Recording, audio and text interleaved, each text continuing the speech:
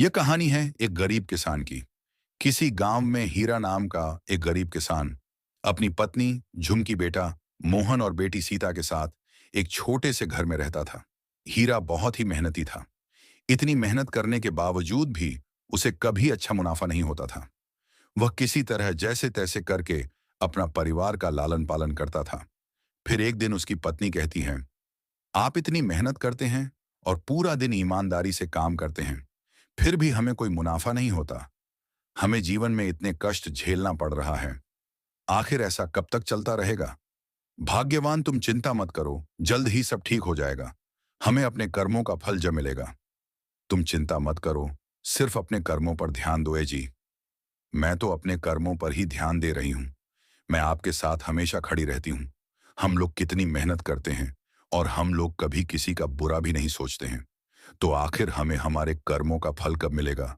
झुमकी, तुम इतना चिंतित मत हो। हमें धैर्य से काम करना है।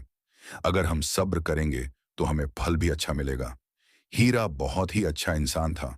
वह अपना काम ईमानदारी से करता था और गांव में हर किसी की मदद करता था। इसलिए गांव के लोग भी उसे मानते थे। फिर इसी तरह समय बीतता गया। समय के साथ साथ हीरा के घर के हालात खराब होता जा रहा था। हीरा ने अपने गांव के सेठ से कर्ज लिया था। फिर एक दिन वह सेठ हीरा के घर आता है और कहता है, क्यों भाई? हीरा, क्या तुम मेरा कर्ज वापस नहीं करना चाहते? सेठ जी, ऐसा नहीं है। तो भाई, तुमने पिछले 4 महीनों से ब्याज क्यों नहीं दिया? सेठ जी, अभी हमारे पास पैसों की तंगी चल रही है, इसलिए मैं आपको ब्याज नहीं दे पाया। मुझे थोड़ा समय और दे दीजिए, मैं आपका सारा ब्याज अवश्य चुका दूंगा।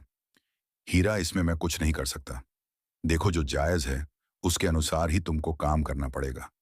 मैं तुम्हें 1 महीने की और समय देता हूं। अगर तुम पूरे 4 महीनों की ब्याज दे दोगे तो ठीक है, नहीं तो मैं तुम्हारा जमीन पर कब्जा कर लूंगा। इतना कहकर सेठ वहां से चला जाता है। यह सब सुनकर हीरा उदास हो जाता है और यह बात हीरा अपनी पत्नी को नहीं बताता है। अगले दिन से हीरा अपने खेतों में पूरी मेहनत से काम करता है, फिर भी उसे कोई मुनाफा नहीं होता। फिर इसी तरह 1 महीना बीत जाता है और सेठ हीरा की जमीन पर कब्जा कर लेता है।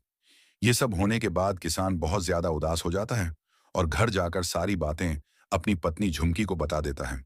फिर उसकी पत्नी कहती है, ए जी, मैं तो आपसे कहती थी कि हमारी किस्मत में कुछ भी अच्छा नहीं लिखा है।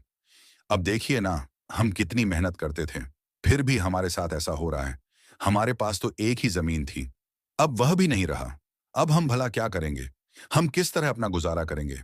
भाग्यवान, तुम चिंता मत करो, सब ठीक हो जाएगा। यह सब सुनकर हीरा की पत्नी झुमकी वहां से चली जाती है। इसी तरह कई दिन बीत जाते हैं। अब हीरा दूसरों के खेतों में काम करने लगा। फिर एक दिन की बात है, जब हीरा एक जमींदार के खेत में काम कर रहा था, तभी उसे वहां पर एक गिलहरी दिखाई दिया। गिलहरी जख्मी हालत में थी। हीरा उस गिलहरी को अपने घर ले गया। फिर हीरा की बेटी सीता वहां पर आती है और गिलहरी को दवा लगा देती है। उसके बाद वह अपने पिता से कहती है, पिताजी, आपको यह गिलहरी कहां से मिली? बिटिया, मुझे यह गिलहरी खेत पर मिली। जब मैं काम कर रहा था तब मैंने इसे जख्मी हालत में पाया, तो मैंने सोचा क्यों ना इसे अपने घर ले चलूं। फिर मैंने इसे घर ले आया। तभी गिलहरी बोली, हीरा, हमारी सहायता करने के लिए धन्यवाद। गिलहरी की बात सुनकर हीरा हैरान हो गया और बोला, क्या तुम बोल सकती हो? मुझे तो यकीन ही नहीं हो रहा है। हाँ, मैं भी बोल सकती हूँ। तभी वहां पर हीरा की पत्नी आ जाती है और गिलहरी को बोलते हुए देखकर वह भी आश्चर्यचकित हो जाती है।